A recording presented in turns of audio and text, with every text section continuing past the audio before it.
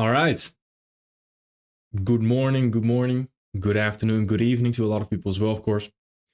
How is everyone doing? How is everyone doing? Love to see it. What's up, Adil? What's up, Dylan? How are you doing, sir? Hello, hello, hello. From the Philippines. Love to see it. Angola, Nigeria, India, I imagine a lot of people as well. Love to see it. Italy as well. Yeah, beautiful. I love Italy. South Africa, of course. Love to see it. Love to see it. Love to see it. Forecast for gold next week. We will 100%, 100%. 100%. We will go over gold as well. Congratulations for 100k, 110k subs. Thank you, thank you, thank you. I have to thank you, of course. Thank you, thank you. It's been very fast. It's been crazy fast. It's been a crazy journey so far.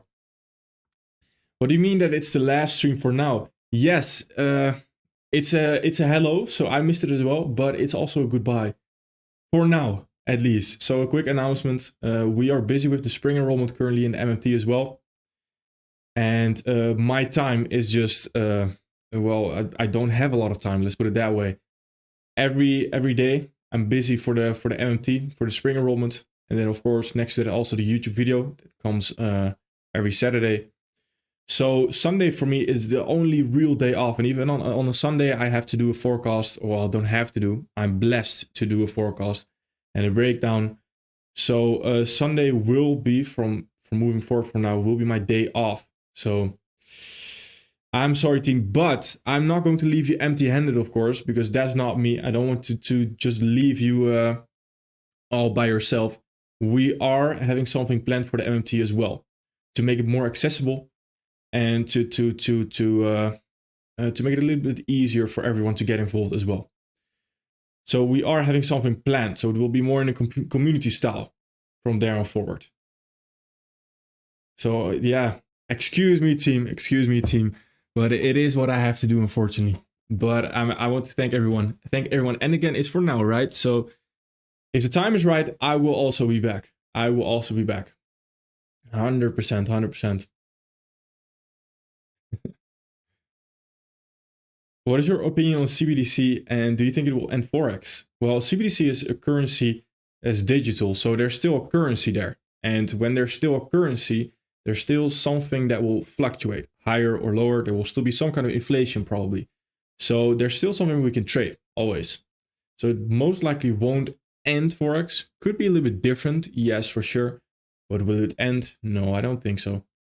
I don't necessarily think so.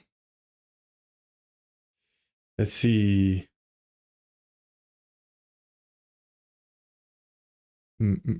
Tell me only one thing that can advise me if I'm your son. I am too young to give you advice on that. I am 22 years old myself. Like if it's trading advice, I could probably give you some good advice. Life advice, I'm still very young myself, so I don't feel the that I have the right yet to actually go over that. I am 22 years old, my friend. 22 years old. Hello, everyone from France. I was talking a lot about France actually yesterday. Yeah, I used to go to France a lot with my parents and my family. It's beautiful. The coast there, the Vendée, I believe. Yeah, I miss it a lot. Very nostalgic. Very nostalgic. Thank you, Cage. Thank you.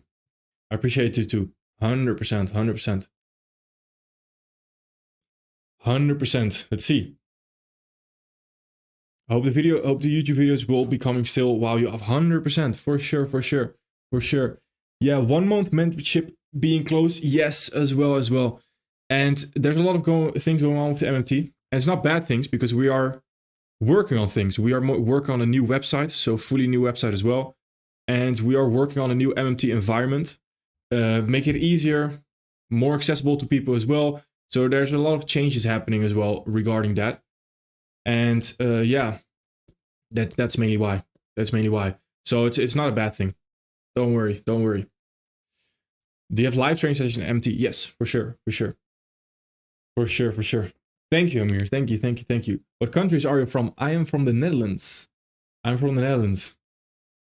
How are you, Ari? You sound a little bit sad / down. Oh, maybe a little bit. It's the last forecast. It feels like everything started with the forecast. I don't know. For me, it didn't necessarily start with the YouTube videos, the pre-recorded. It all started with the forecast for me. That's where the real community happens. And it's a little bit sad because it's a tough decision to make, but it's a decision I have to make, I feel like.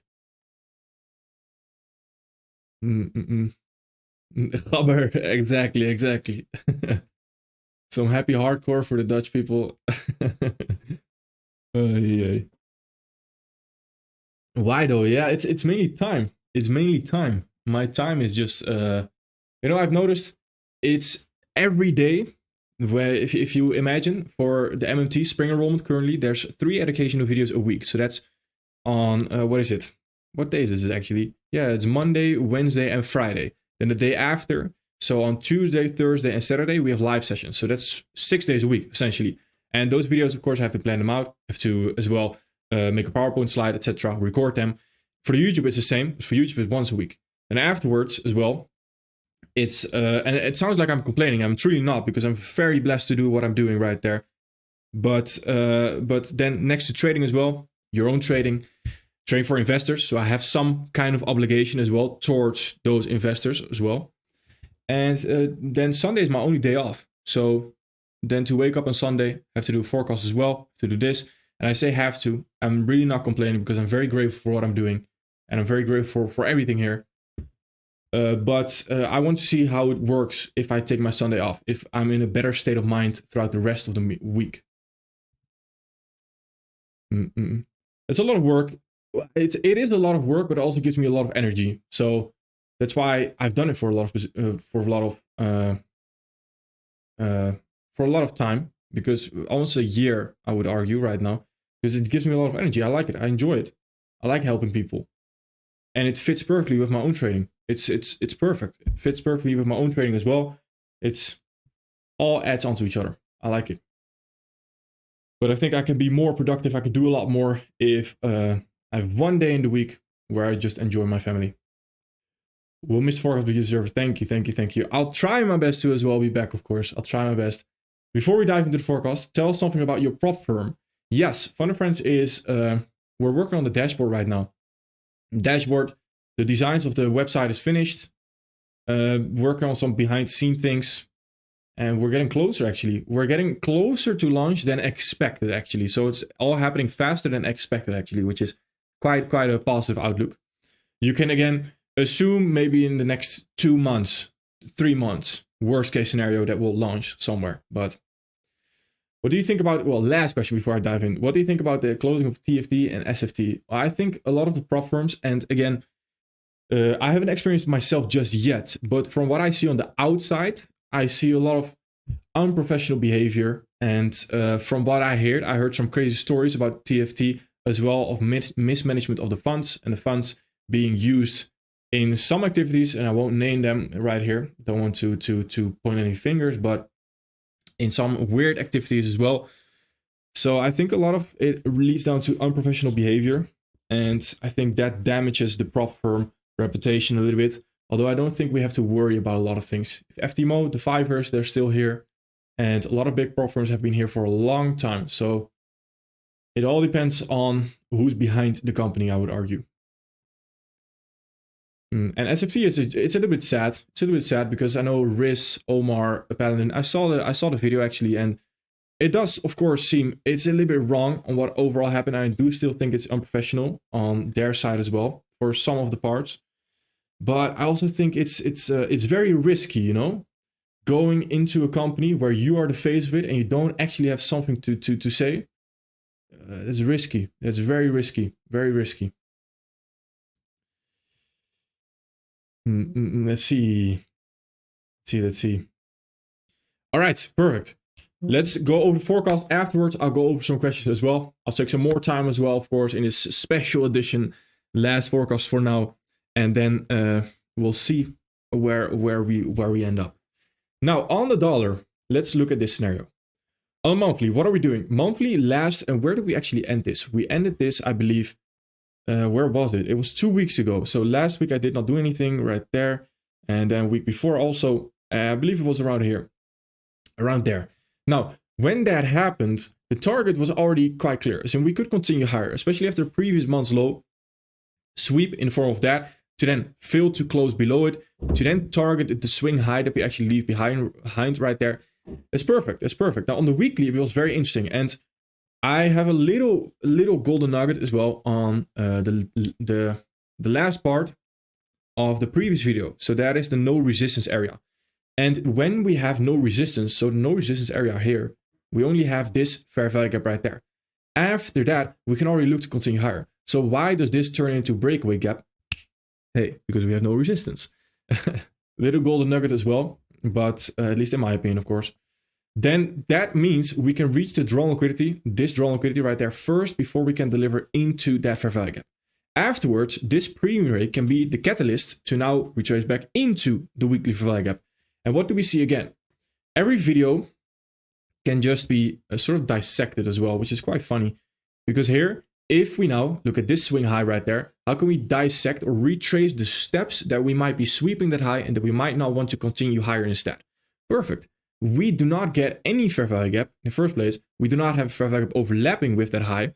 That might seem like we want to continue lower instead. What can we then target? This weekly fair value gap sitting right there. So here, now we have arrived at a weekly fair value gap, and we have also arrived at a daily fair value gap right here.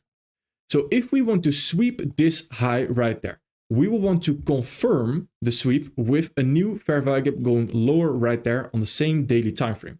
Ideally, of course, running this low, not sweeping it. So overlapping that low with a nice fair value gap on the right would be perfect. Now, if we want to continue higher, the opposite will happen. And we will, see, my mouse also wants to work. Then we will continue higher right there already. And on the 4 hour, we have an interesting scenario right here. Because on the 4 hour, if we already want to continue higher, then we can already see 4 hour value gaps right there potentially being created. So that's my plan of action. Right here in the middle, I am 50-50 right there. This area for me is also known as 50-50 area. And I've made a video on that as well. Don't get trapped in 50-50 price action, I believe is the title. And this area is perfectly 50-50. Because if order flow is switching right here, and we want to change order flow, there needs to be transition of order flow. And the transition of order flow happens by a ping pong effect. So premium, discount, discount, premium. In the meantime, we will consolidate because we are having a conflict of interest, so I like to call it. And what I mean by that is this premium rate wants to push price lower. This discount rate wants to push price higher. So there's a conflict there. And when there's a conflict, that first resistance area is where we will consolidate. So if you take the previous video and the no resistance area, and that no resistance area happens, but before the no resistance area, we have a resistance area. That first resistance area we encounter is always a 50-50 area because we're not sure if it wants to continue lower or continue higher right there. Once we get more confirmation, we can confidently say, perfect, we can now look for actually higher or lower prices. So that is my plan of action, that I want to wait either for lower prices right there or higher prices right there in form of 4 hour value gaps already. Then of course, a lot of reacting throughout the week. Now, let's move on with that premise. Of course, it's a little bit more difficult to go over the rest right here. But if we take a look at Russell first, and then on Russell, what are we seeing? We are seeing as well quite an interesting sweep, to be honest, where we have this fair value gap, which we can potentially continue lower from. Now, the only thing that I do not like is that we failed to create a new fair value gap lower right there. Just of course, it's a Friday, so it's not too big of a worry for me right now.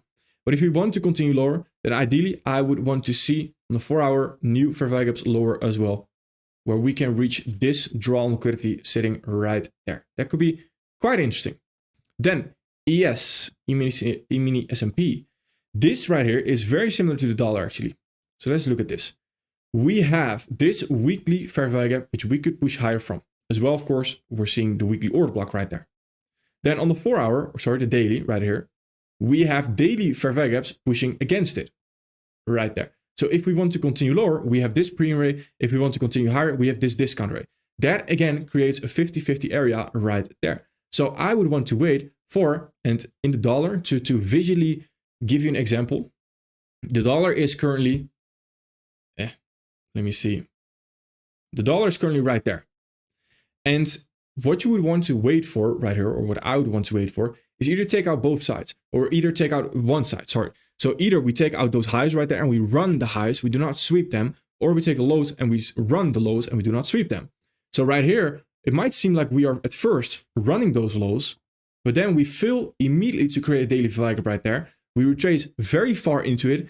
I do not like that. I do not like that at all. So for me, the next target on the lower time frame, or lower time 4 hour, would be that high right there. But in the meantime, after that, I would also want to wait. So for a long weekly outlook, it's quite difficult to give you a long weekly outlook right here. Not 100% certain on what it can do right there just yet.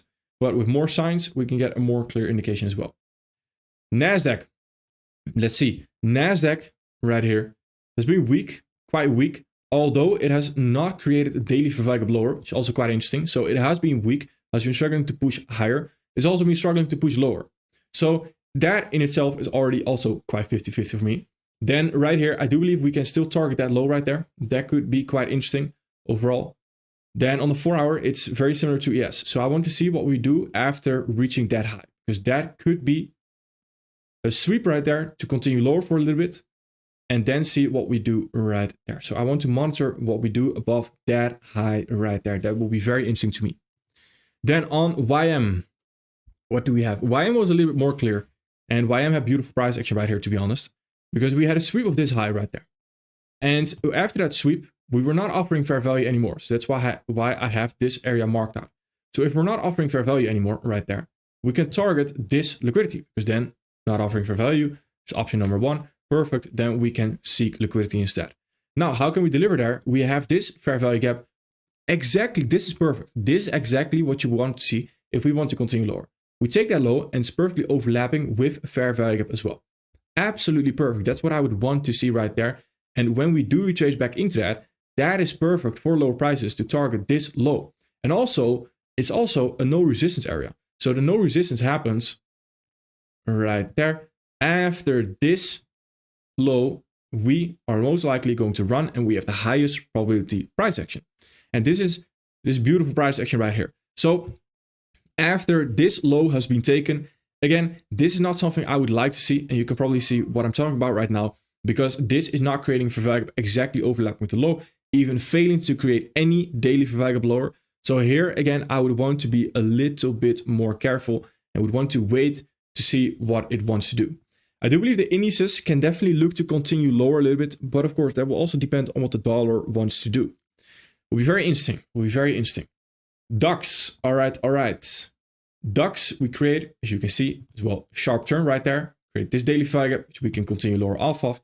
See, have we arrived? We have at that weekly value gap right there. So that's a little bit tricky, because if we want to continue higher right now, then I would want to see this fair value gap or block right there get disrespected. So again, this area right now is 50-50. It's the first area where premium arrays encounter the discount arrays. So there's again that conflict of interest. That's a 50-50 area. So if we want to continue lower, we can continue lower off that. If we want to continue higher, we can continue higher here right now. I want to see either the premium array or the discount array simply failing. And when we have that, then I can calmly say, all right, we might want to continue higher or continue lower. In the meantime, it's again waiting. Australian dollar, US dollar, right here. What are we actually seeing? Now on the daily, to get a more clear indication, it leads back to quite far actually, because in the MMT we mentioned as soon as this daily fair value gap was created right there, that's not actually what I want to trade off of. That is an indication that we are about to create some kind of consolidation and that we will likely not have the best price action. And the reason for that is because the intention was simply not there anymore. If we want to continue lower towards this low right there, then why do we, when we are that close to the low already, create a new daily fair value gap there already? Doesn't make any sense. So for me, this is great, as in it's great to know that I want to stay out and I do not want to trade Australian dollar, US dollar right there. Now here, we mess around, and we get this huge fair value gap on the daily right there higher. This, can we continue higher off of that? Could be quite interesting. The only thing is that fair value gaps have not really been holding right here. So that worries me a little bit, but if we want to continue higher right here, then on the 4 hour, I would like to see a new 4-hour value gap higher right there to continue higher off that. In the meantime, again, it is quite a lot of waiting currently in this current market condition. So be aware of that. Be aware of that. It's arguably more important knowing when to stay out. And when you know when to stay out, of course, you can also quite easily tell when you want to get involved in the market. Here on Euro-US dollar. Euro-US dollar, I personally was actually expecting a move towards those lows right there. But as soon as the dollar took out that high and decided to sweep that high instead of to run that high, that led to a whole messing up of the whole Forex market right there, where EU as well failed to then continue lower towards those lows. Simply said, because the dollar right there took out that high and was sweeping that high instead of running that high. So right here, what are early signs that we had on how we can recognize, all right, we get this move higher towards that weekly fair value gap? Well, on the daily, we failed to create a daily fair value gap right there. But that's an early sign, yes. But even earlier, we have a 4-hour fair value gap right here. And if there is truly a lot of intention, we are in the no resistance area. So if we are in a no resistance area right here, and we expect already lower prices, it can happen quite fast, quite high probability, then it doesn't need to play around a lot, doesn't need to retrace a lot, it can simply move very fast. So on the 4-hour, that means that this 4-hour fair value gap most likely will hold. Now, this 4-hour value gap, what do we see? We come into it, we sting into it, we fail to create a new 4-hour value gap right there in the next coming candles. After that, okay, it's not too crazy, right? Because in the next day, we can still sweep this high to continue lower. We might want to leave behind a daily value gap to sting into that. But what do we see? We see bullish fair value gaps being created into that. Now that worries me a little bit, because right now we are failing to create daily fair value gap right there. That worries me that we actually want to continue higher instead. And this fair value gap in itself is also not interesting, because that fair value gap was actually a breakaway gap to me. Because right here, if we look at this scenario, we have no resistance anymore after we bounce off of this breaker area right there. So after, we should just run lower. It should likely happen fast again, very high probability. So this is one of those sneaky breakaway gaps right there. Very sneaky, long wick at the top. That's how you can recognize it right there. Then here, if we already continue lower, this is not an interesting area to look to trade off of right there. So right now, the weekly value gap becomes a lot more interesting that we had. Oh, this is the monthly. The weekly value gap right there becomes a lot more interesting. But again, do we want to continue lower off that? Not 100% certain. Where on the monthly, what we do have is a previous month's low sweep right there, which we can potentially continue higher off of. We're creating this daily sharp turn as well. So the daily right here, again, could be quite interesting if we get a clear indication of what the dollar wants to do as well. It's still early right here. It's still early. Then on the 4-hour, if we now get a 4-hour value gap higher, could again be quite interesting to continue higher. We have a good sign that this 4-hour value gap right there is actually not creating a new 4-hour value gap lower off that. That's a good sign right there. So if we can now continue higher, to then continue higher off that, that could be very interesting as well. I do quite like that. GU.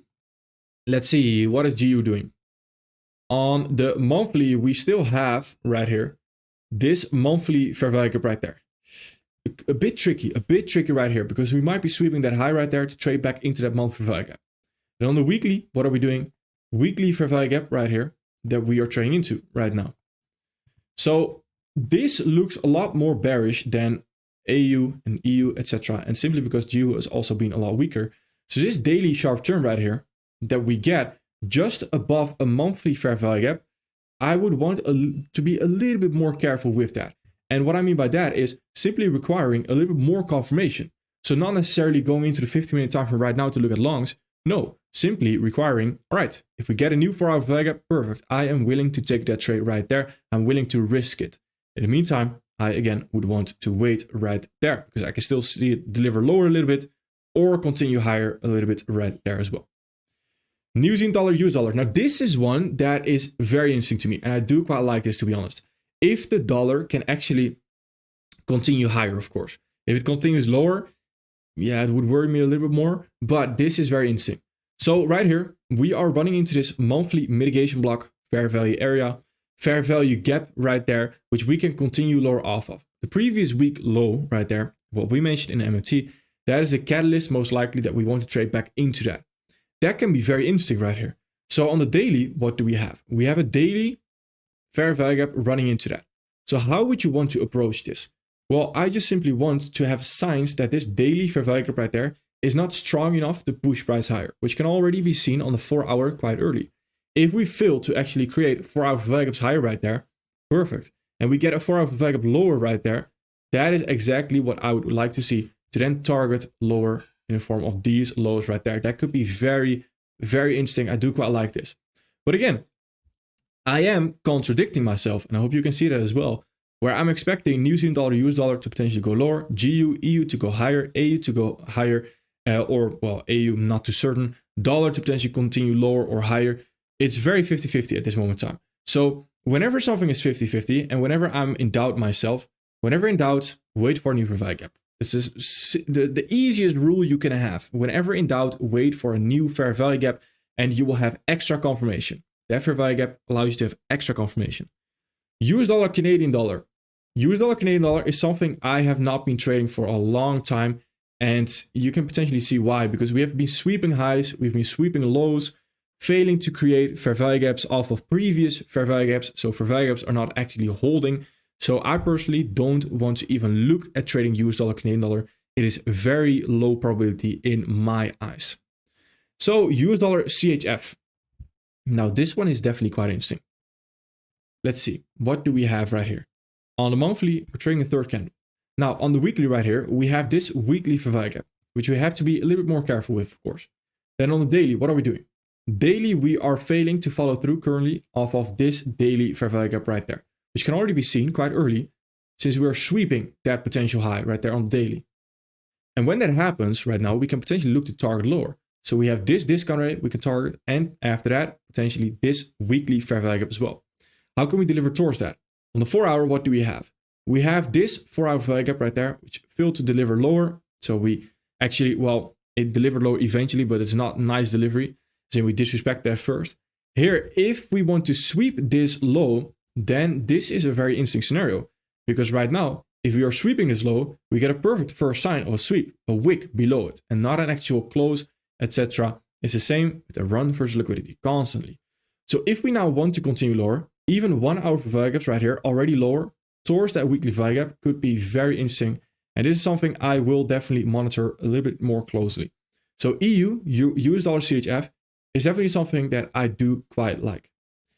US dollar JPY, this is something, again, I have not been trading this, and I don't think I need a lot of explanation as to why I've not been trading this. If we simply take a look and sometimes zoom out at the daily chart, then this is something you could scan on a barcode. This is not something I want to be trading right here. There's no need for value gaps. And again, I'll happily admit it, I only trade for value gaps. So in basketball, oftentimes, when you shoot a lot of three-pointers, it can be very good, but you live and die by the three-pointers. It's the same for fair value gaps. In fair value gaps, if you live by fair value gaps, you also die by fair value gaps. Meaning, if there are no fair value gaps, there's nothing to trade. And I don't necessarily see it as a bad thing, because I see that as, if there's no fair value gaps, that just simply means there's a consolidation happening. So I don't even want to trade it. So right here, when we take those all-time highs right there, and we start to sweep, we start to get that rejection, a sign that we might be sweeping that all-time high again. All-time highs are always a little bit weird and tricky. I'll give you a general rule of thumb for all-time highs. Whenever we take all-time highs, whether it be on Bitcoin, whether it be on Indian market, whatever it may be, when we take all-time highs, usually the first thing you'll see is a sweep like this, to then afterwards, it's going to crawl a little bit higher after that as well. But it will struggle a little bit. And that's exactly what we're seeing. And I don't want to get caught up in this consolidation right here. I don't like that. So I simply want to avoid that until we have more clear price action after that as well. Silver. Let's see. Silver. That is quite nice. That's quite interesting. And we are simply looking at silver at next premium arrays. So let's see if we can find some premium arrays that we can look to target. We have arrived in that order block right there. Do we have the intention to move towards that next premium array in the form of that swing high right there? On the daily, what are we doing? On the daily, we sting into this daily fair value gap. Beautiful rejection, to be honest. That's beautiful. To continue higher off that, we have now reached this order block right there. So I want to be a little more careful there, because that's most likely resistance. So that's most likely where we might see a little bit of a retracement. But if we create a new fair value gap and we can look to continue higher right here, 4 hours as well, continue higher off of that, that is looking quite nice. That is one of the nicest instruments that we have gone over so far. So this is looking interesting. I like that. I do like that. Then gold. Gold at an all-time high. And for me, all-time highs, I don't like all-time highs. And the reason I don't like all-time highs is because I can't confidently get to a target. I have heard the question before as well. Can we use Fibonacci? And you can. And again, I'm not trying to force you to do anything. But Fibonacci's for me are not accurate enough to actually know where it will stop. It's quite random because Fibonacci's, if you learn about Fibonacci's, you're always told you need to combine it with a different PD rate. So what is then more important, Fibonacci or the PD rate? Well, the PD rate for me is more important because it provides more accuracy. So for me right here, this is just not really interesting. I don't like trading all-time highs. So what my approach in all-time highs is I wait for a retracement. On the 4-hour right here, this move higher is very nice to trade. Why? Because we had a bigger retracement continuing lower a little bit. So on the 1 hour, we get a beautiful 1 hour flag right there, which we can also look to continue higher off of. This is beautiful. But what I would want to wait for gold, if we do want to continue higher, a retracement to then potentially continue higher right there. If you want to continue lower, I want to see a clear sharp turn being created to continue lower off of that. Again, I don't want to chase price and I also don't want to call a top in the market. Those are two characteristics where traders will lose a lot of money trying to chase price and trying to call a top in the market. It's very dangerous. So I would want to wait. I would prefer trading silver right here. If you're switching between gold and silver, then go look at silver. Bitcoin. Bitcoin had a really nice delivery, to be honest. Well, I say had because we were looking to target that new all-time high.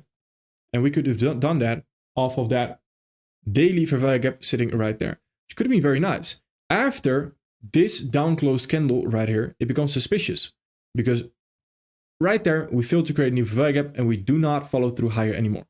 So here, can we then trade off this daily fair value gap?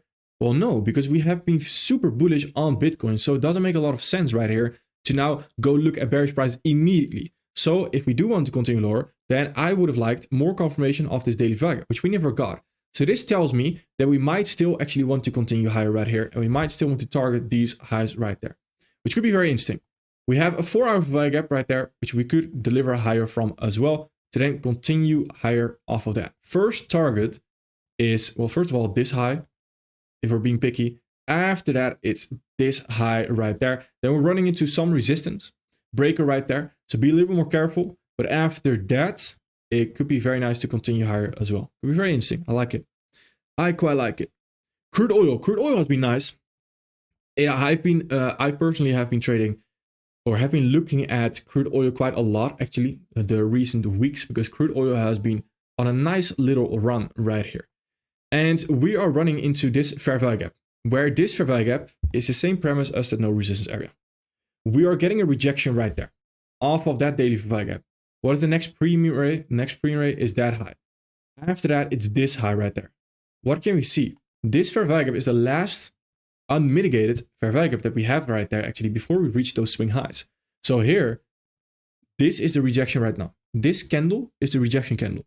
Meaning, if it wants to continue lower based on candle signs, then it will already want to continue lower right there. That's why the next day we sting into this daily fair value gap, because we have a catalyst for the actual sting into the fair value gap, because there is a premium rate that we are running into. Why are we not retracing back into this fair value gap? Because there is no premium rate right there. There's no unmitigated resistance area, like we talked about in the video, that can actually push price back into that fair value gap right there in the next candle. So based on candle signs, perfect. Then that also creates what? Creates this no resistance area right there towards that next high. And afterwards, potentially towards that next high as well. And again, monitor if we sweep or run that high right there. Now, if we want to continue higher, that daily value gap, beautiful. And right now, any new daily value gap off of that, any new discount array higher off that could be very interesting to look to continue higher as well. On the weekly, we are in an expansion phase candle. So a huge retracement, I'm not expecting that. But again, be a little bit more careful with trading that third candle as well. Very interesting price action. I like that. Bank Nifty, there it is. Finally. So Bank Nifty, we had a huge retracement right there. And it's not necessarily a retracement I expected personally. So I wanted to be a little bit more careful. And I want to see what we did with that weekly value gap. So I went into the daily right there. And on the daily, we had this rejection right there. First rejection. And that rejection failed. Told me this weekly value gap, perfect, does not want to hold. So right here, we could have just, and right there, we looked at higher prices to continue towards this high and to continue towards that high as well. And again, that's very nice. So this last move right here, if you can still capitalize on that, that is still very interesting right there to continue higher off of that. Still very interesting. After that, I believe it's all-time highs. So that's where I want to be a little more careful again. But that's still quite interesting. Am I talking too fast? I tend to talk too fast. I'm too passionate about it. Oh, yeah. Let's see. I think I missed some things. Hey, Hope. Thank you, Hope. What did I do to deserve this? My MMT journey started here in this YouTube live. I've never missed a session since joining MMT. I'll miss YouTube's vibe during this absence. A routine part will return stronger. 100%. Very well said. Very well said. And again, it's not a goodbye forever. It's truly a goodbye for now. 100%. It's not I'm leaving. Thank you for everything, Hope. Thank you for everything. I'll talk to you on Discord as well. Thank you for everything. Let's actually see what news is doing. Let's quickly take a look. What do we have? Monday, we have CHF news right there. Tuesday, New Zealand dollar. Wednesday, US dollar CPI. Okay, so this is very interesting actually, because this tells me that I do not want to trade Tuesday and Monday right there for the US dollar. So that makes it quite easy. And the reason why that makes it quite easy is because whenever you don't have to trade on a certain day, why even bother doing a forecast for that day? Now, of course, I do a forecast right here because I won't be talking to a lot of people right here throughout the week. But if I'm not doing a forecast for the US dollar, then save that focus, save that energy for Wednesday when you are going to do a forecast, when it actually comes down to the trading area. So right here, I want to trade after CPI release because we have no news on the US dollar even the days before. The Tuesday before is already, for me, eliminated. Don't want to trade that because of CPI as well. So then after, it becomes quite interesting. And as well, FOMC meeting minutes in the evening, actually. Almost missed that. I want to trade after FOMC right there as well. So essentially, I will be trading on Thursday and Friday right there mainly. So that's quite interesting, And then I imagine we don't have any crazy week, any crazy news the weeks after. Let's see. We have US dollar, breath full of news. Building permits. Okay. It's quite not a lot of volatility, if I'm being honest right there. Interesting. But let's look at the crosses. Do we have something to trade? Oh, further. We have CHF right there on Monday, New Zealand dollar, Canadian dollar, Euro, and GBP. That's it. Okay. Interesting. So GBP JPY is definitely something we can take a look at. Let's do it. GBP JPY. What are we doing? Ooh, that's nice. That is quite nice. That is definitely quite nice. Beautiful weekly value gap. First thing I see right there. What are we doing on the monthly? Just to get a quick peek at it. Nothing too interesting. Weekly right here. That's quite interesting. See if we can continue higher. Daily for value gap. Okay. Wow. Positively surprised me actually. Right here, GBP JPY. I believe we can continue higher, and we have a beautiful weekly value gap, which we can continue higher off of that as well. Daily, beautiful value gap, which we can continue higher off of as well. 4 hour, if we create a new value gap, then we can also beautifully, again, continue higher off of that as well. We are running into some resistance right there. So that right there is where I want to be a little bit more careful. Afterwards, we don't have a lot of resistance anymore until we reach those highs right there. So that could be very interesting. I do like this. For longs, I do like this. Very interesting. Yeah, this is really clean. It's so easy, no? I tweeted this the other day, actually. If you can't get to drawn liquidity in the first minute of opening your chart, then most likely you just don't want to force it and you just don't want to trade it because it's low probability. And the reason for that, you can probably tell the difference between GBP JPY right here. I think everyone here on the YouTube, potentially when you're new to my channel, you might have struggled a little bit. But right here, if you just, it's so easy to get to the draw liquidity compared to EU or AU or even GU. So It's beautiful, beautiful. Let's see.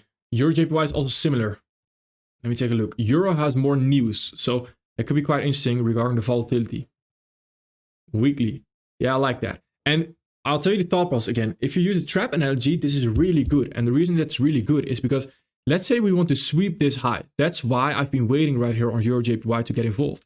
Because if we want to sweep this high, then we could already continue lower right there. But right now, if we use a trap analogy, so there are breakout traders above that high again, then the first time that we come above it, we should have seen an aggressive move lower, which is what we get. But we should not get comfortable above that high again. And what do? We trade back above it. We get comfortable above that high. Tells me that we want to continue higher instead right there. So on the daily of that weekly value gap, we get a daily value gap high right there. Yeah, that's beautiful. That is very nice. It's lovely, lovely, lovely little price action right there to continue higher as well. I like that. Bro, I could probably say I trade because of you. I will miss you, bro. I will miss you too, my friend. I will miss you too, my friend. 100%. 100%. But again, I won't be gone. It sounds like I'm saying goodbye forever. But maybe I'm just delaying the goodbye as well to make it easier on myself. Would you be opening your own broker in the future? We will be seeing Ario becoming an institution himself in the future. Oof, that's a big step. The only thing I can think of is that's a huge headache regarding so much legal things and stuff like that. But it could be interesting. The goal always for the MFT was to create a full ecosystem. So it is to create, someone can come in as a beginner, can learn how to trade as a beginner, then to the more advanced. We are in the more advanced section. Then you can provide capital to those people that are learning. So the goal is always to create some kind of institution, but then more so a hedge fund maybe, where you pick out the best traders that can trade with your capital as well. That has been the goal. So something similar to what you're saying. Yes. Yeah, Euro JPY and GBP JPY, they look very good. Very good. Very good. Excuse me, low resistance liquidity are looking on that same time frame, or can we go a time frame above? Yes, you can go same time frame or time frame above, but don't go down a time frame. And the reason why that is quite important is because if, for example, here on the 4 hour, there's this fair value gap that we're running into.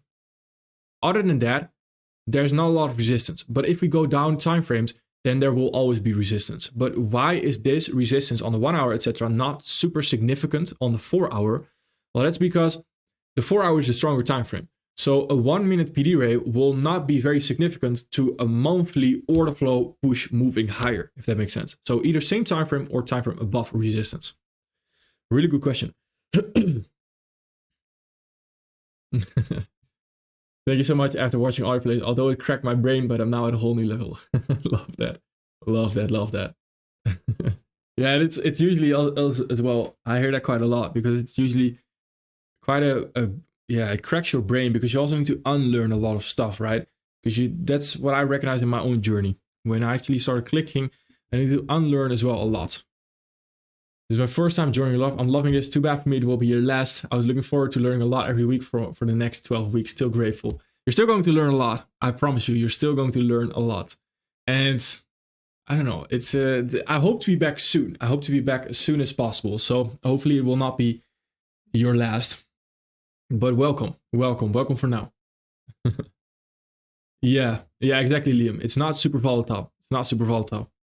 Very true. Very true. Let's see. Can you review the trades you took last week? I can. It's going to be, I took one trade actually last week, and it's going to be an interesting trade recap because it's something I've recently shared with the MMT as well. And it's a new sort of trading plan that I'm also experimenting with. I'm using myself. So take it with a grain of salt. But it's right here on CHF-JPY. We can potentially move lower off of, what was it actually? What was I looking at? I believe it was daily value, but I believe my chart is not showing it anymore. Why not? Or am I just mistaken? No, it was. It definitely was a daily value right there. That daily value is what we could continue lower from.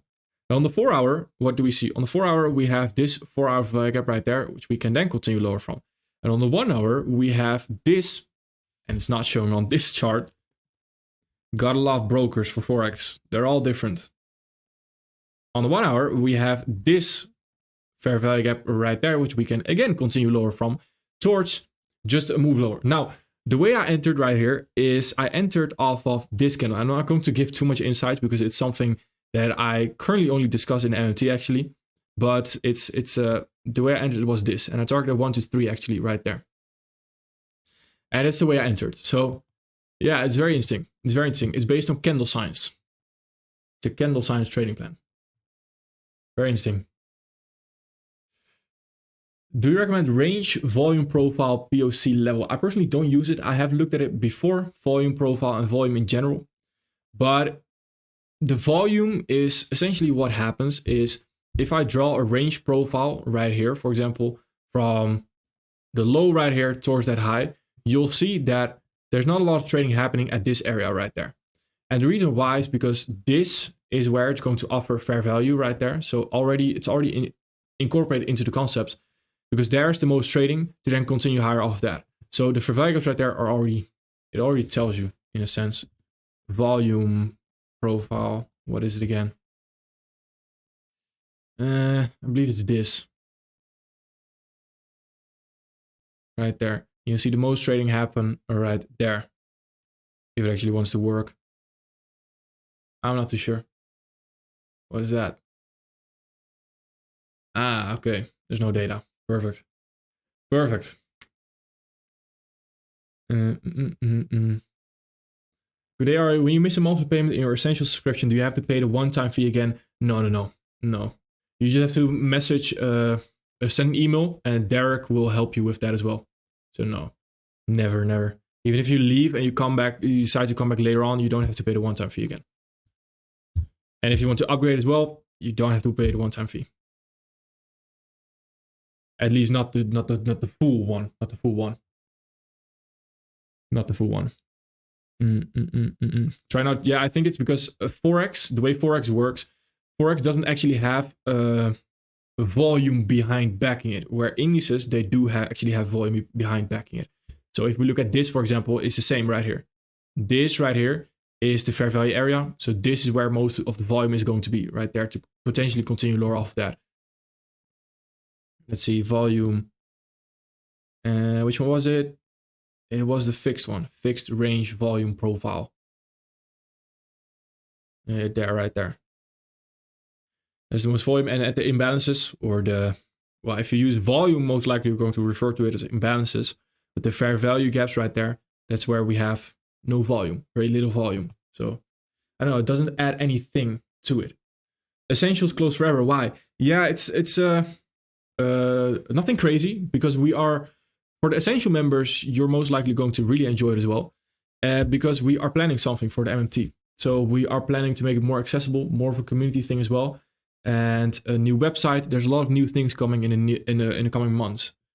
So yeah, that's mainly it. So that's why we close it forever now, because we're moving essentials eventually towards a different area as well. And it will not be essentials anymore. It will just join the masterclass as well. Sad to see you retire. No. I'm not retiring. I'm not retiring. No. I'm not stopping. It sounds a bit like my last forecast for now. It sounds a bit like I'm stopping trading, right? It sounds like I just stopped trading. No. I'm still very active. If anything, this allows me to be even more active as well. Long live to MT. Love it. Thank you.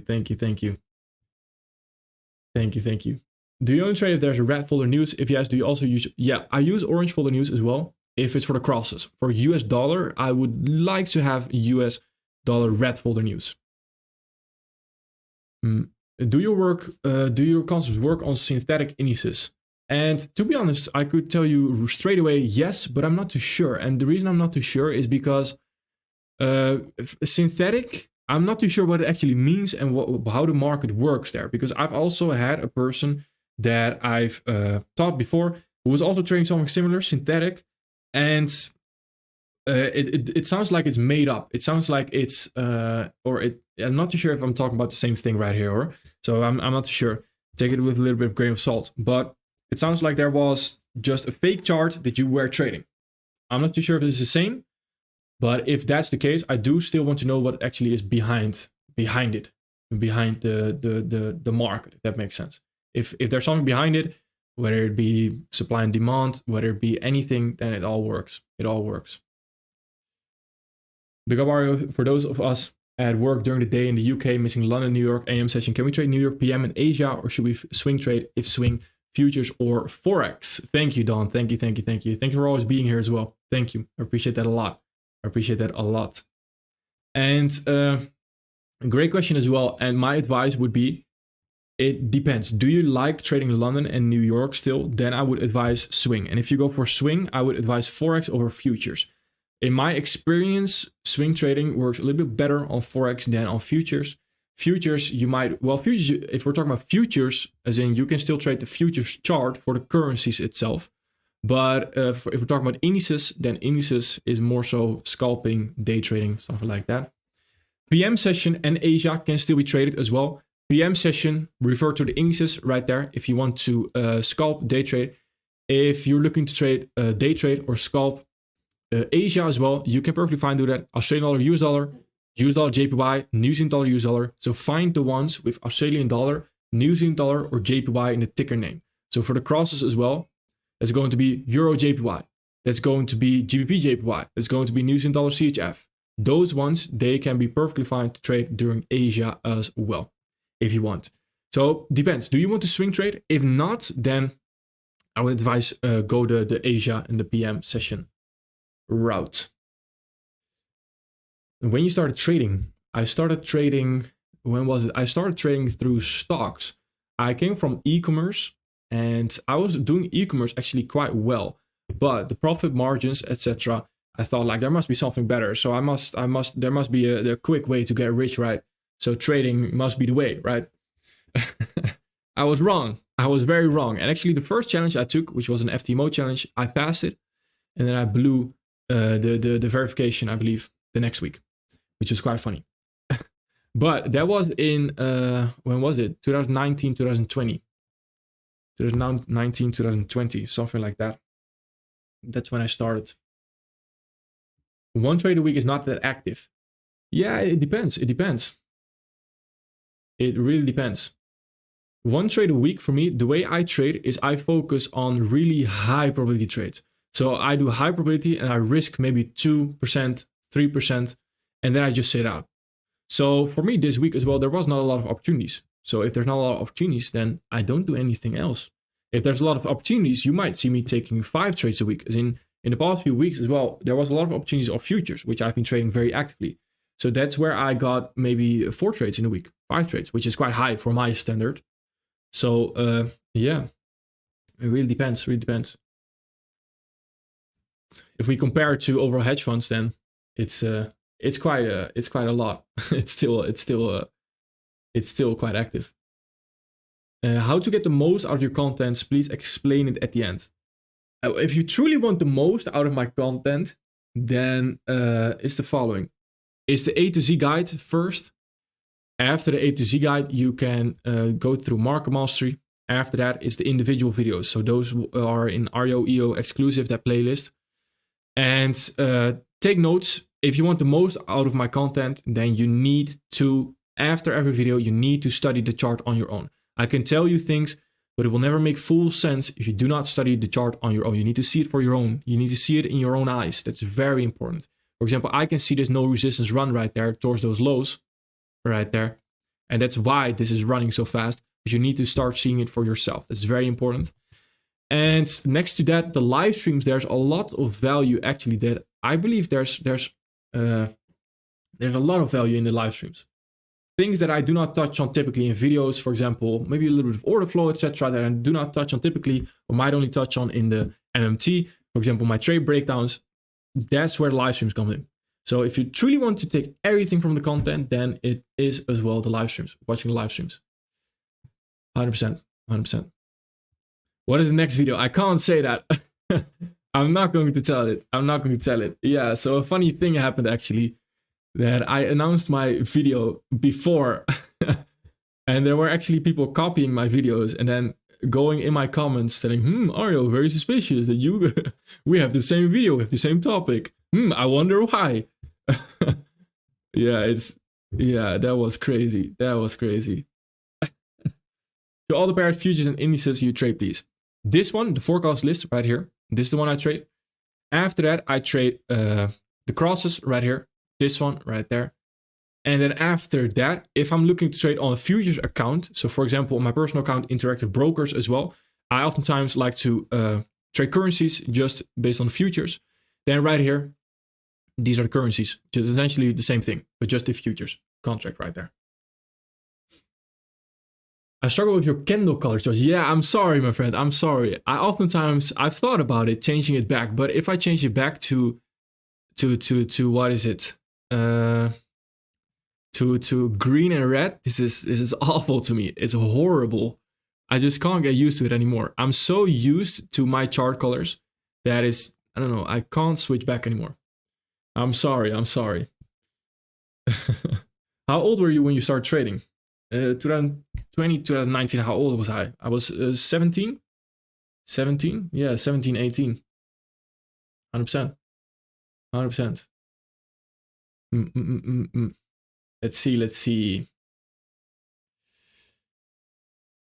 Does your content all apply also in crypto, the FEGs, the blocks? Yes, for sure.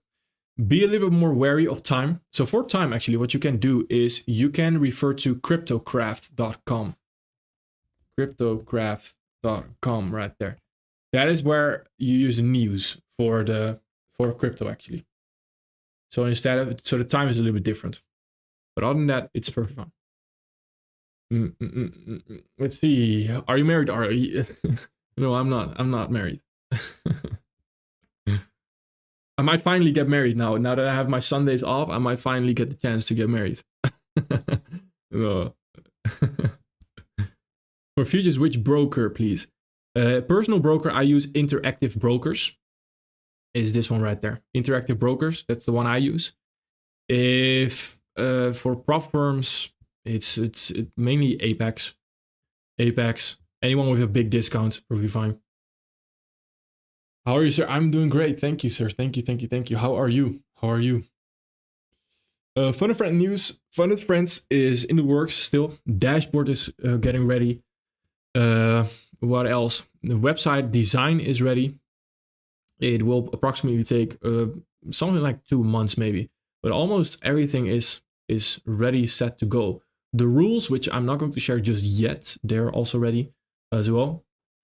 So yeah, it will be very interesting. Will be very interesting. Is it possible to trade with divergence only? I believe so. Potentially, for sure. If you can master it, for sure. Okay, Interactive Brokers have awful margins for futures. Yeah, that is true.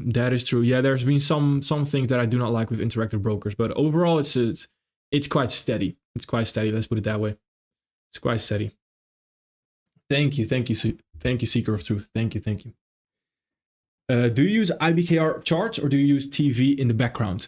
No, I don't like the charting mechanism. It's quite confusing to me. So on Interactive Brokers, so I don't necessarily use that.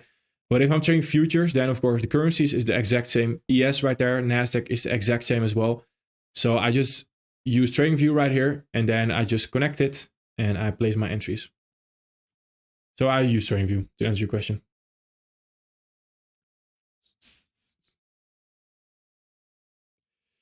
No one trading futures with Interactive Brokers. I know quite a lot of people that trade futures with Interactive Brokers, especially if you have quite some capital, then Interactive Brokers is the one to go. With. What about IC Markets? IC Markets is my CFD and Forex. Well, I say but it's the one I use personally. IC Markets for CFDs and for Forex. Will Fun and Friends be available to you as a residents? Thank you for everything. I would truly miss your forecast. Thank you, my friend. Thank you. And I will try my best We are trying our best to make it available to US residents. We're trying our best. But maybe in the beginning, it might not be, because let's say we launch and we all of a sudden have to deal with all the hassle of US residents, etc. Might not be available all of a sudden, then that's not a great, healthy launch, of course. So we're being a little bit more careful with that. But we're trying our best, 100%, 100%. Let's see. Yeah, it's now through TradingView as well. Interact brokers, quite nice, quite nice. IC Markets is actually also through TradingView right there, right there. Quite interesting. Quite interesting, quite interesting. How do the red folder affect crypto sentiment? So if you want to look at a volatile day for crypto, for example, Bitcoin, if you expect a lot of movement in the market, then CryptoCraft right there.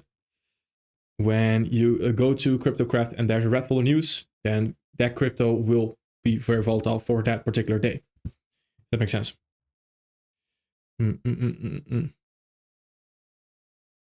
Let's see. Do you took up the 100K challenge last month hold by TradingView? No, I personally do not. I personally did not. All right, my man. I love that you're vouching for the Lord and Savior Jesus Christ, but this is about trading. But thank you for the advice. Thank you. Let's see.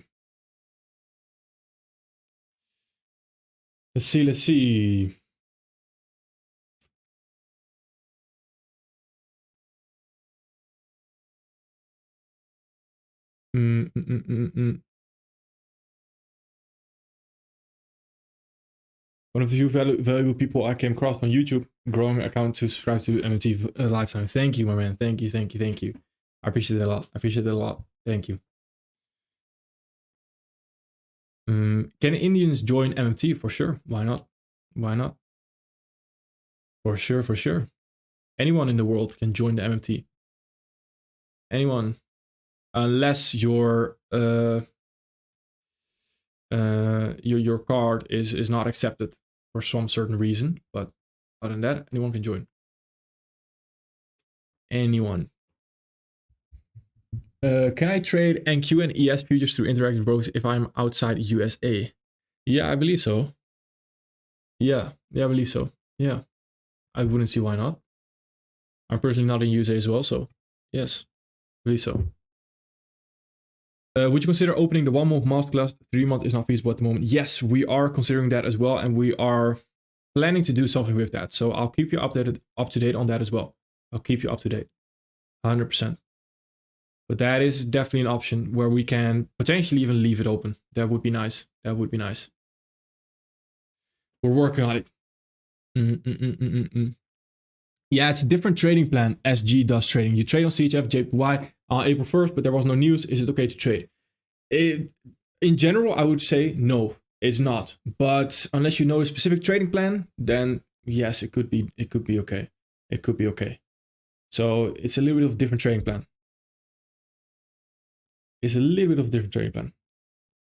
Thank you, Wizard. Thank you.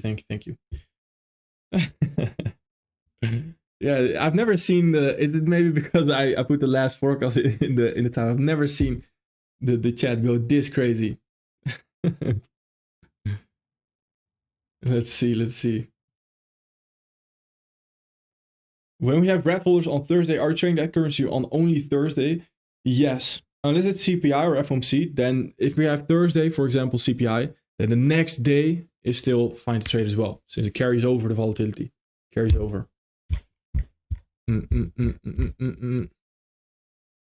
are your thoughts on trading crypto? I personally, and I'm a rookie when it comes to crypto, as in I suck at crypto.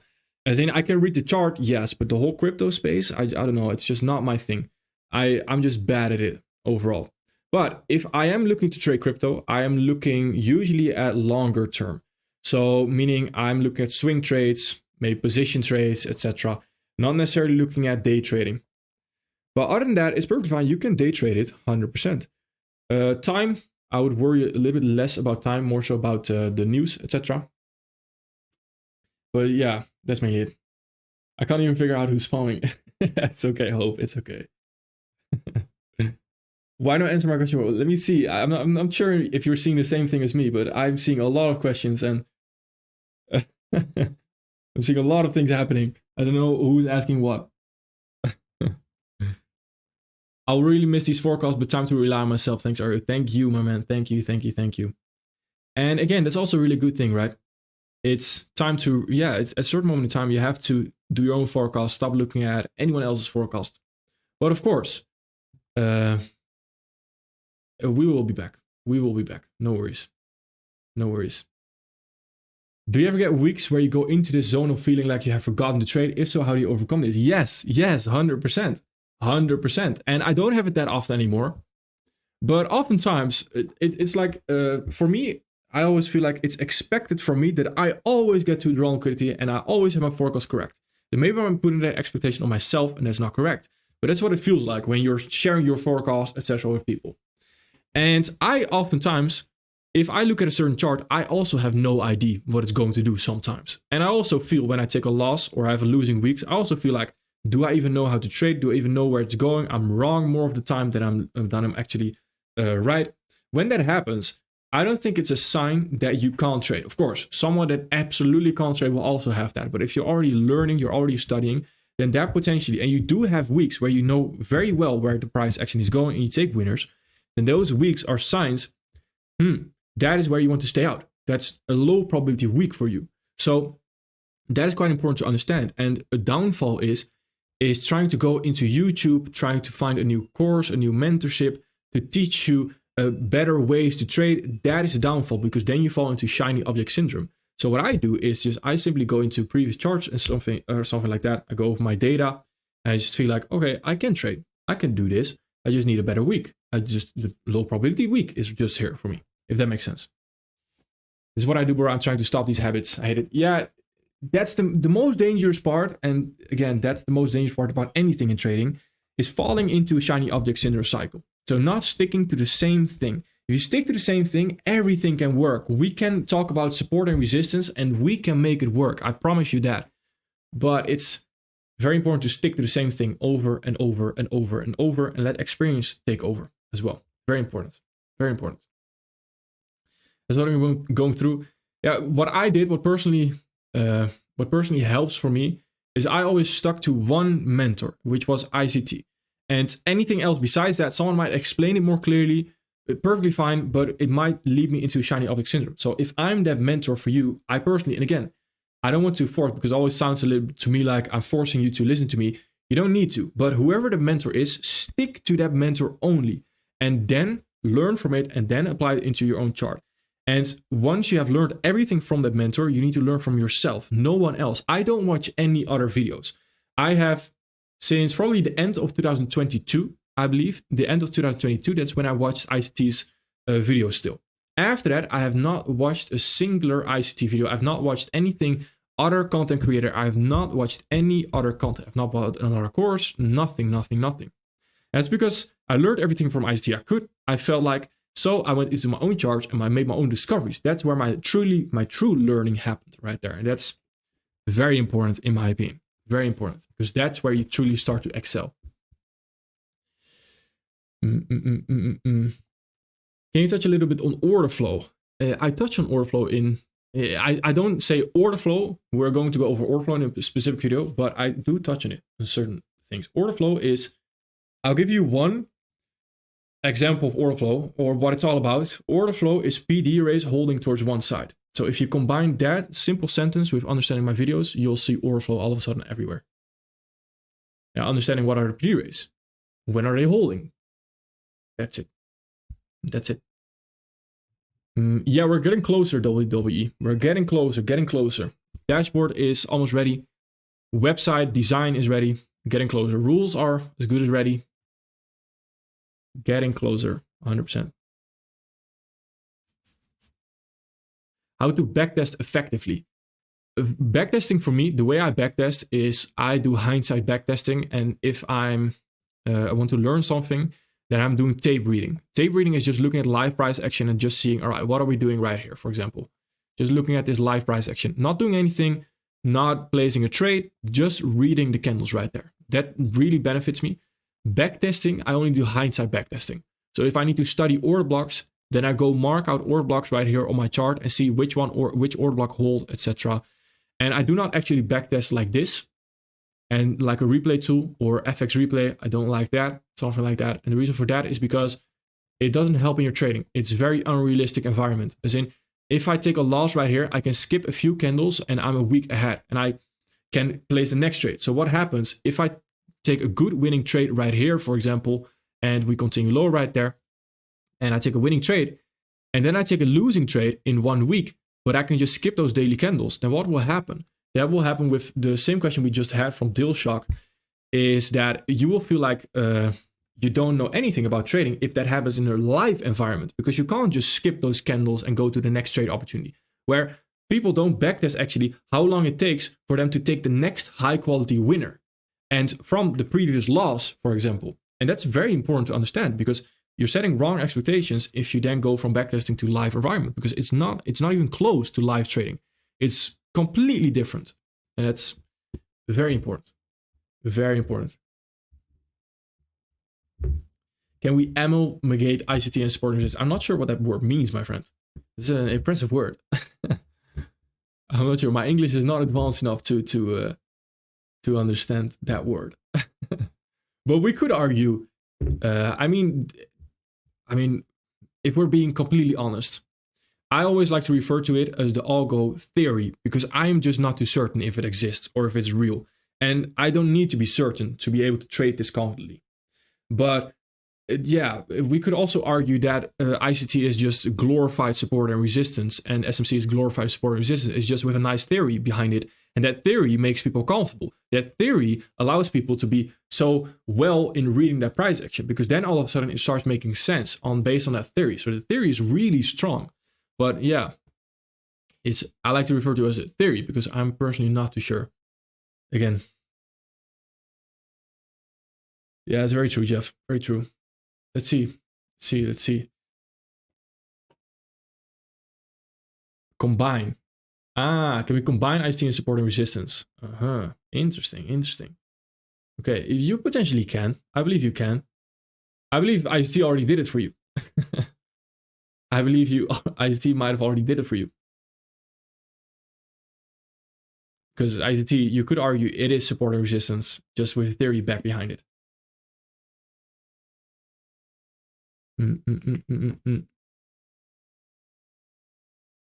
What's your opinion on Goldbach?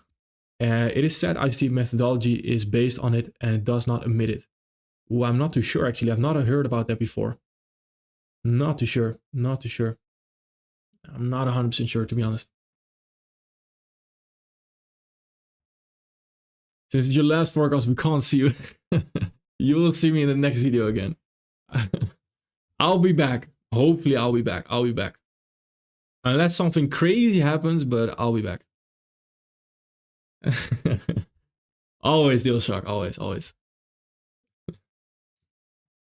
Let's see. Yeah, Goldbach. I'm not too sure, my friend. Not too sure, actually. Not seen it before. What do you think about order flow tools? Order flow tools, I personally have not looked into them before. I have not used them before. I think they could be helpful. Yes, I think those are one of the few tools where I think it could make sense. But do you need it? Again, I think it's an extra addition, extra confluence if you don't know or if you're not too sure what the actual order flow already is. But I believe it could be very beneficial. Yes, 100%. 100%. Is in the tool that actually, I think, what's his name? Umar Ashraf. I think he uses it. I believe. What do you think of supply and demand? Yeah, I think supply and demand. The only thing I don't like about supply and demand is that I think it's good. Don't get me wrong. And I think supply and demand has a great traders in itself as well. You can make a great story from it. But supply and demand is a little bit flawed in the sense that we do not always want to return to premium or discount before we actually make a move lower. So that is why it's a little bit flawed in my opinion. For example, if we have a lag lower right there, then we might not always return to premium before we actually continue low right there. And if you use PD rates, then PD rates is premium and discount rate. So they are already short-term premium and short-term discount. That's why it's called like that. So yeah, that's where it's a little bit flawed in my opinion. But other than that, I believe it's great. I believe it's great. And you can definitely be profitable with supply and demand, 100%. 100%. Let's see. Bullish look at helping out. Thank you. I appreciate that. Make me. Oi. What's happening? Make me. Why are you giving out all this knowledge on YouTube? Well, I've touched on that one time actually in a blueprint video where I wanted to be upfront and I said, all right, why am I giving out this free knowledge? Well, I think if I give out free knowledge and free value as well, it benefits me as well, right? So of course, am I doing that to my own benefit? Yes, of course. Am I trying to help? Yes, of course as well. But if you succeed through my free YouTube, then I will also in some way succeed, right? And there's a lot of good results from the free YouTube as well. And a lot of people like it and a lot of people are profitable from it. So that in a way also benefits me. That benefits my reputation. That benefits my trust factor in that sense, right? So it's I don't know. It doesn't make sense. If I spam with just a shiny object syndrome and I go over all of a sudden, I'm not sure, name a random quarterly theory. If I go over quarterly theory all of a sudden and I make videos on that, that wouldn't make sense. That's not me, because then I'm just feeding you into shiny object syndrome. I want the best for you. And if I want the best students, then I have to provide the best value. So I have to be the best mentor I can be. So that's very important. That's why. I've seen some free notes on Notion. Are they still available? Yes, but you would have to search a little for a link. Either in my link tree somewhere, in my Zap, I believe they might still be available. You could find them still. For sure. Alright, it's been 7 months now and 2 years of learning and I haven't passed the challenge stage 1 yet. What do you recommend to keep going and motivate myself? It's finding joy in the process. And motivation comes from improvement, I believe. I think motivation is you're never going to be always motivated, as in then it comes down to discipline. But I think motivation can be found from improvements. As in I really enjoy when I think, hey, I'm improving. Oh, wow, I can't wait to use this improvement in my trading next week. And that improvement doesn't necessarily come from other people. You need to go, why did you fail those challenges? And every challenge, you will become better. As in challenges, they are meant to fail. At least you're going to fail the first few times. But eventually you're going to get better. You're going to have more knowledge from the previous challenge that you failed, but only if you actually dissect what you did wrong and where you can learn. And if you do that consistently, then you'll make so much progress eventually. So stick to the same thing. Make sure that you learn from the mistakes on why you didn't pass a certain challenge, etc. Then improve, constantly improve. The market filters out all your mistakes until you actually don't make any significant mistakes before you can become profitable as well. And as well, great advice by Jason. Deal shock, I would suggest fewer, more selected trades. Really good advice as well. Patience in trading is huge. Patience is arguably the most important aspect in trading. And again, it's finding a winning trade is not that difficult, but the waiting in between the winning trade and the next winning trade that you don't know when it's going to happen next, that's the difficult part. Where you might get forced, you might force a trade, you might take a trade you shouldn't have taken because your chart time is too much. That's the things. Did you ever feel overwhelmed in the beginning? I think that's what led me to fully break everything down, because I was in the same path that I was extremely overwhelmed with all the information out there. So that's why for me, it's very clear, as in I break things down. I break things down for myself, so it becomes very clear. So I'm not overwhelmed anymore. I know the concepts where I should use them at every stage of my trading. So if you're able to break that down, then you not only understand it, but it becomes simple, for me at least. So yes, I did feel overwhelmed 100%. And that's how I managed to come up over that obstacle. That makes sense. Let's see.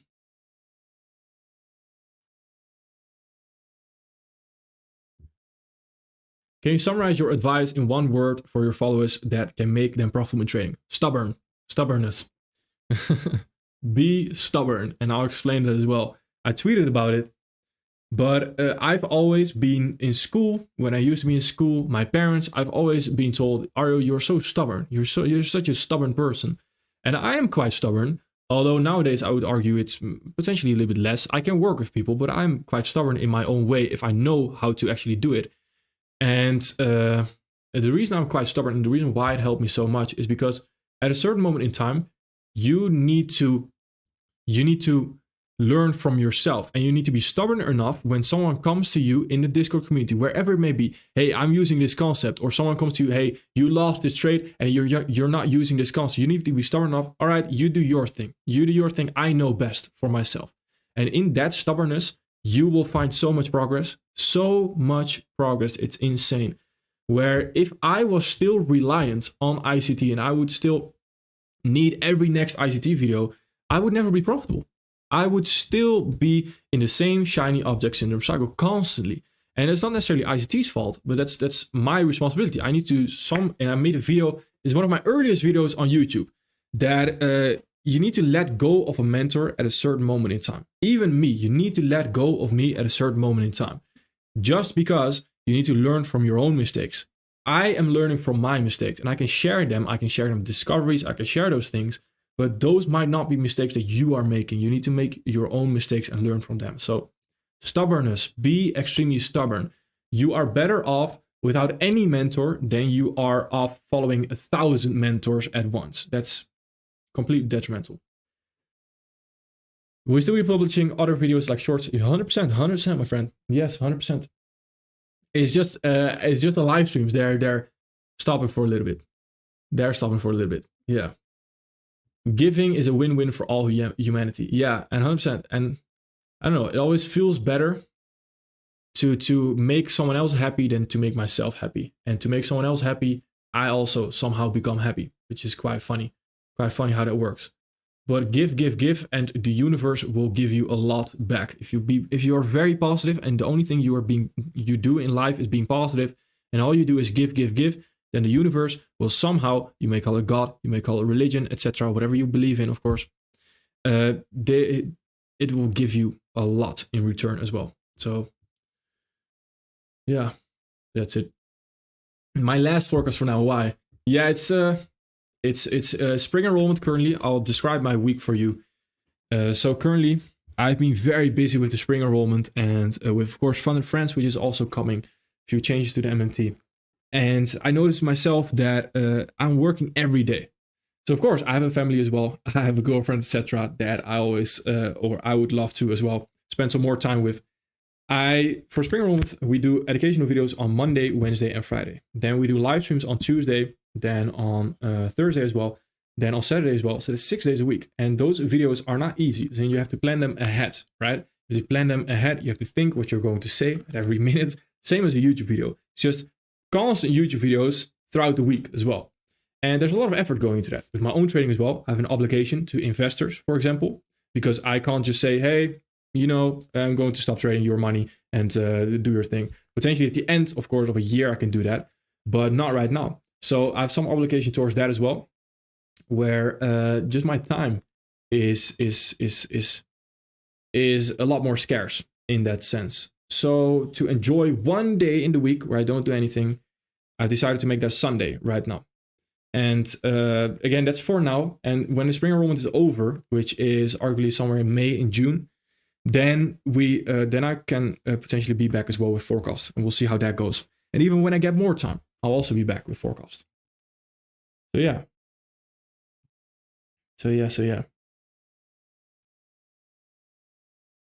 But I'll be back, 100%. I'll be back. No worries.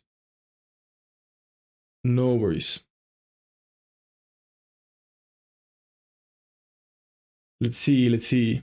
We apologize to your girlfriend who's back. My girlfriend will really appreciate it. But that's for now, right? I will stop live streaming for now because I do really enjoy it. And it's a tough decision for me. It's a really tough decision, but it's a decision I have to make currently. To make everything as well better. 100%. To make everything, I don't know, more smooth, etc. My attention is less divided overall throughout the week, where I can be more focused on certain things. It's very important for me. Very important. Yeah, and about stubbornness as well. If you are being stubborn, of course, be stubborn once you have the right to also be stubborn. As in, if I was stubborn from all the beginning, if you're just new into trading and you're stubborn and you think you know it better, yeah, that's not going to work, right? But if you're stubborn at a certain moment in time and you sort of disconnect from a certain mentor, that's not a bad thing. That mentor can still be respected. You still respect that mentor, but you don't necessarily learn anything new from him or her. That's perfectly fine. That's perfectly fine. You can respect each other and still do your own thing, if that makes sense. That's perfectly fine. Perfectly fine. See.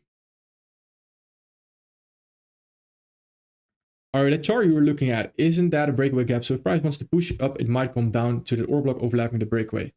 Right here. This one right there. Yeah, for sure. For sure. And even a little bit detail. Right there. Or can you make a vlog like a day in the life? You know what's funny? Because I sometimes think of that scenario, right? And I'm not sure what people expect, because I'm an actual trader. As in, I'm an actual trader and I'm an entrepreneur. So I just work on the things I have to do behind my screen. I go to the gym here, which is very close to me. That's it. I don't drive fancy cars. I don't go buy a lot of fancy watches.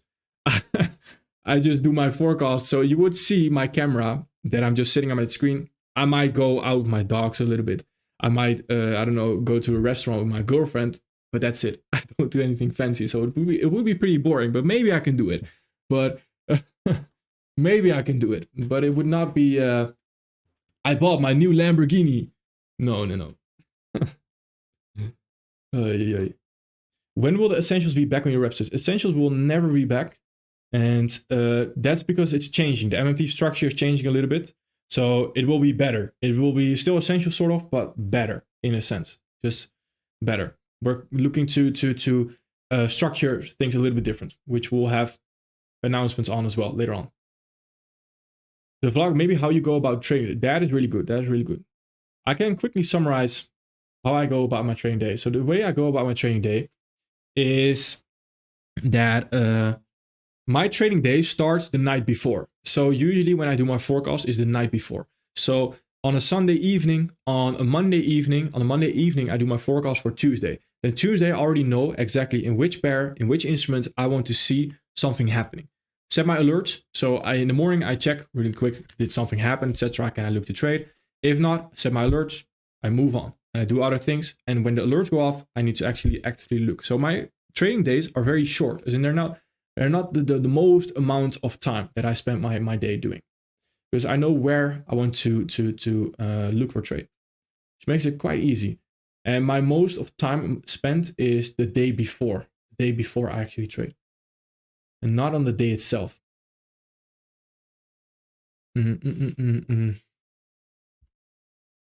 Yeah, for sure. Can you please, Ario, please, can you start up a new YouTube videos for some of us? I've been watching your videos for a while now. It's just too advanced for me. 100%. I can see it. As in, I can see why this is why it is too advanced. And this is something we are actually doing. So the beginner videos are actually coming on YouTube as well. We'll be on a different channel. So it's a different channel name. I believe it's Money Making Team, something like that. youtube.com/money making team. Let's see. Oh, this is just a random guy. I'm not too sure who this is. I'm not too sure actually what the name is, but if you go to my channel, it's at the bottom. It's at the bottom. Does your analysis work for crypto? Yes, for sure. For sure, my friend. For sure. Do you think people could be profitable just using YouTube videos per the mentorship is necessary? YouTube videos are enough. The way I like to see it is YouTube videos are enough. Yes. Shortcut wise, will a mentorship help you? Yes, because a mentorship is there to structure it more clearly and to get you over obstacles, etc. Things like that. Where the YouTube, you are more on your own. You're like just simply on your own and you need to figure it out on your own a little bit more. But the mentorship gives you a little bit more structure. Can you be profitable just purely off of YouTube? Yes, 100%. 100,000%. I'm fully convinced by that. I am 100% convinced by that as well. That's it. That's the link. The trading MT right there. So you don't need the mentorship. Really, you don't need it. You really don't need it. Unless you want that shortcut, you want that mentorship. And if you have, again, the resources to actually invest into that, perfectly fine. Do you need it? No. If you don't want to, you don't need to. You don't need to. I am too late. No worries, no worries. If we take a challenge out with your new farm, do you include any MT resources? We're thinking about something, maybe to combine it later on, but at the early stage, it's just separate. It's just separate. Maybe later on. We're thinking how to potentially combine it in a fancy manner.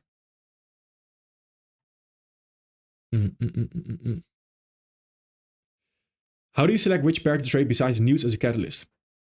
A very simple set. How easy can I get to draw liquidity? So the arguments where, which one do we have more bullish or bearish arguments? I want to be 100% bullish, only bullish arguments on a certain pair. So for example, here, Forex majors are quite difficult because I'm not certain what the dollar wants to do. It's already not 100%. But if we look at GBPJPY, this right here is quite easy. We have a weekly value gap, which we can continue higher off of, daily value gap, which we can continue higher off of, 4 hour could continue higher right there. So this right here would be at the top of my, as I like to call it, interest list. And that is for the next day what I potentially would like to trade right there. ICT or price action? I think if you have to stick to one for the rest of your life, then it's price action. And it's price action. Because price action is a lot more valuable. Will tell you over the long run more. ICT, and again, you can even replace REO or price action. I would still say price action, right? Because in the long run or short run, I can give you advice and I can boost your trading. But the last part to get to profitability is what you have to do that yourself. No one can help you with that. And that's important. If we exceed in your firm, do you hire traders? Well, it's definitely a long-term plan of mine. I want to do something with that. Let's see. What are we doing? Here are we please. The ST model does the second fair value gap has to tap into the first fair value gap or is not obligated? Does the first fair value gap need to be mitigated before entering on the second leg fair value gap? Ideally, yes. So we want the first fair value gap to be, if we're looking at a bullish ST, we want the first fair value gap to be lower than the second fair value gap. Is obligated? No, because if it's higher right there, it's still a sharp turn right there. But we can divide them in probabilities, if that makes sense. Let's see. Thank you, Mamadou. Thank you. I appreciate that. My question being all ignored, which news should we trade after it ends? Or it applies to all red folder news? No. It only applies to CPI, NFP, and FOMC statement, or the US dollar. That's the only one. Let's see. I feel like you're my own brother. Maybe I am. Maybe we just don't know it yet. Can we just quit Twitter and study on our own? Oh, if anything, I would advise to quit Twitter. Twitter is one hell of a place. It is extremely toxic. It's an extremely toxic environment. It used to be quite fun, where people shared their notes, their discoveries. Now it's just people complaining and whining about other people. It's just, it's horrible. It's horrible. There's too much noise on Twitter. Yes, you can completely ignore Twitter. If you're ignoring one social media platform, actually two, I would advise just focus on YouTube. If you're looking to really improve your trading, just focus on YouTube. Where Twitter, Instagram, TikTok is, yeah, and Twitter is just very, very, very toxic. Don't like it a lot. I wish all forecasts were this long.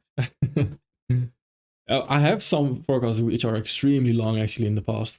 I believe, 2 hours? Something like that. Well, we've been going for quite some time actually. I didn't realize that. Oh, it's almost 2 hours actually. Interesting. I got Twitter because of you, nothing more. Love that. Yeah, I try my best not to go on rants or something on Twitter, just because I don't want to how do you say that? To bring in more toxic energy into a certain space. If we want to improve it, we can't fight. You can't fight negative. Who said that? It was Martin Luther King, I believe. You can't fight negative with more negative, right? You need to fight negative with positivity, with love.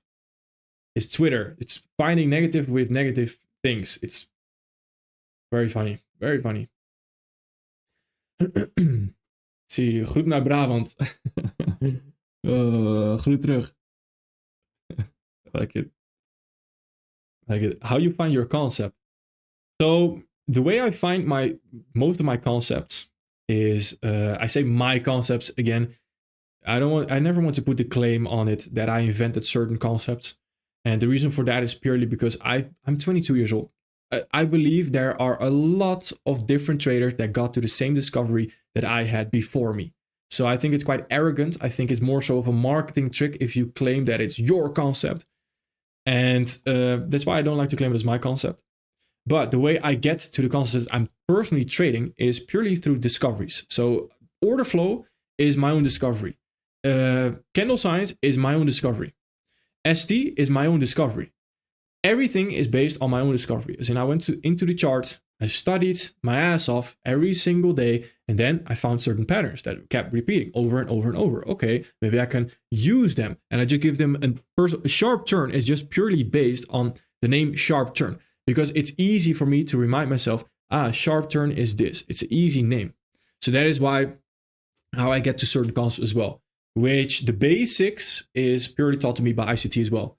And after that, I was not necessarily profitable after just watching ICT. So I had to study on my own, had to combine the knowledge on my own, and then find certain discoveries as well. A profitable trader can't be negative. Yeah, that's so funny, right? Trading is so stressful on its own. So how is everyone just sort of complaining to each other on Twitter in the trading community? It's like, don't you have like better things to do? Don't you have like, if you're trading, you really can handle that extra little bit of stress on Twitter. Like I can't handle that if I'm trading. I want to be fully mind free, just not annoyed by that. If that makes sense. It's it's very funny. You would think they would be more supportive when you know trading can be that stressful, right? Very funny, very funny. It is very true. A profitable trader can't be negative. I've never personally seen anyone that is successful that is extremely negative at the same time. Love that FX journey. Yeah, Hope's tweets are also really good. Hope's really good. Thank you for being here, Nikita. Thank you. See you around. How to overcome trading micromanagement? I'm looking at every single candle and closing my trades too early.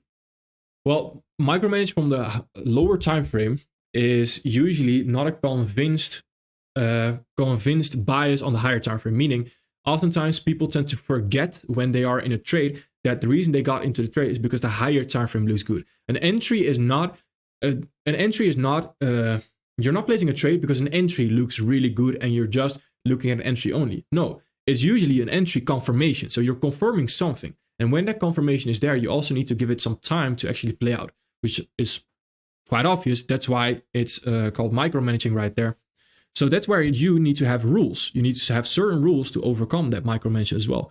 Usually micromanagement and certain mistakes like that, they come from a lack of rules. So you're not too sure what you need to do actually at that moment in time. Make certain rules where if price has no reason to come back, that's a rule I have, and that's based on order flow. So if we have fair value of support and the ID above my entry level, then I can go break even. Otherwise, I just wait. And I just wait for the high time for premise to actually play out, if that makes sense. So that's something. Do you believe the markets are running on an algorithm? Well, I like the theory. And the theory helps me. It supports me. And it makes me comfortable in whatever I'm trading. Do I 100% believe it? Yes, to a certain extent. I do believe, of course, the market here is what we are looking at. It's not people just buying and selling. It's actually people. There's actually algorithms, really high frequency algorithms as well behind the market that are running things. Do I think it's very specific like we got taught the algorithm? I'm not too sure about that.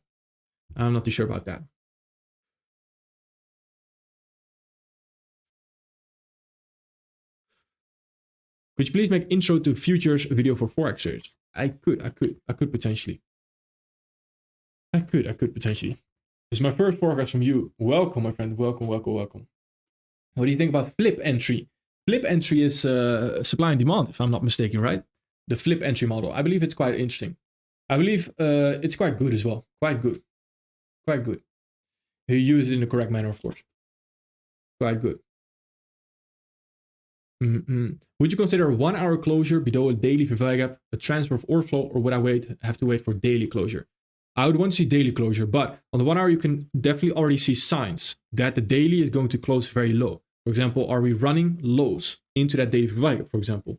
And are we failing 1 hour fair value gaps to push higher off the daily fair value gap? Things like that. So you can already get to an earlier understanding if we are going to disrespect something based on the lower time frame.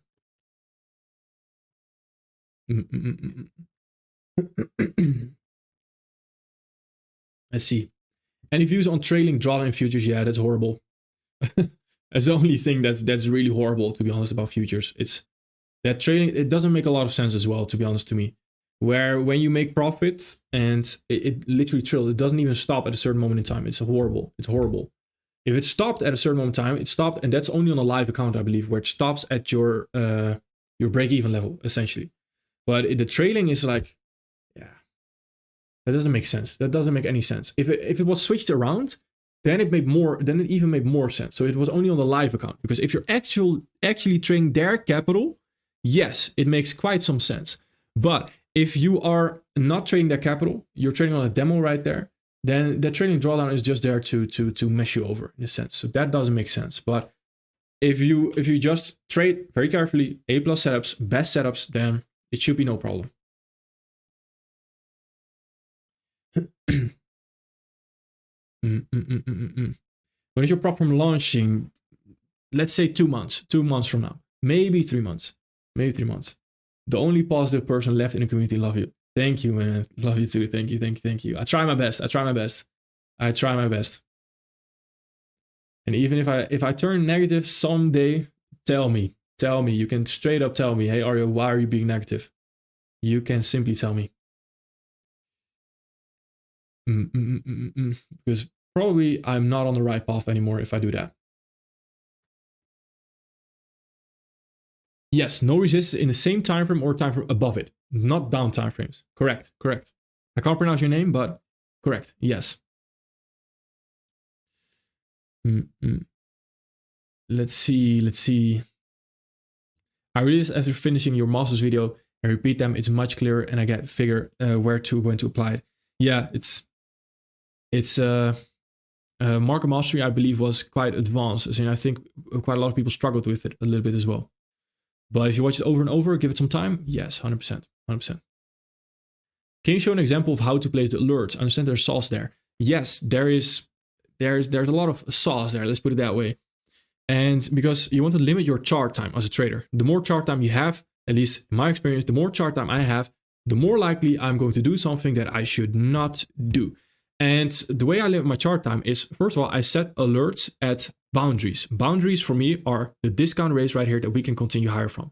So if I want to wait right here for a discount rate, I'm looking at that for value for higher prices. Perfect. I set an alert right there. And I know once that alert goes off right there, I need to look at a potential entry right there. For my entry, I do the exact same thing. I set an alert. When can we form a fair value gap? Now, for example, there are some indicators that this one, FVGs and CEs right there, alerts, where you can set alerts actually right there. How does this work again? This one, add alert right there. So you go to 3 dots, and when a new fair value gap, if that's a requirement in your trading plan, when a new fair value gap is being created, up fair value gap right there, and you can create right there, and that will create an alert as well. Now, hopefully, I'm not sure if I close that it will not give an alert, but that is how I use it mainly. Did you try the new volume candles in TradingView? I did not actually, and surprisingly, to a lot of people's surprise, I only have the the essential version. So it's the cheapest version because I don't need any more. So it's quite funny actually, but I don't need any more, and it also avoids me from going to the second time frame. So yeah, the only reason why I would go to the ultimate It's for more data. But that's it. Other than that, I don't use it. But this is quite interesting. I wanted to look at it, but I have not looked at it before. Quite interesting. I imagine the thicker the candle is, the more volume or something. Very interesting, very funny. How many trades do you usually see are worth it within a month for the indices? For the indices, more so on the lower time frame, I would argue there can be a couple of good trades a week that are worth it. I would argue maybe two a week. So that turns out into 8 a week. 8 a week on the indices that are really worth it. But that's a lower time frame speaking. Lower time frame.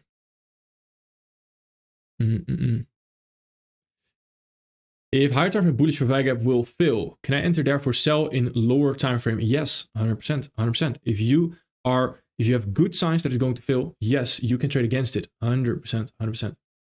I'm in MT and you're a champion. Thank you, man. Thank you. You are the champion here. All right, I am going to end it here, team. I am going to end it here. Again, for now, the live streams are, well, let's put it a halt. I'm not going to stop. Let's put it just a pause on it to free my Sunday a little bit. But I am looking to continue the forecast and the live streams as well because I enjoy it a lot personally as well. There's a lot of value in them. So thank you everyone for everything thus far. We will continue the live streams. I won't forget about you. I promise. I love you all. Thank you for everything. And I'll see everyone at the next one.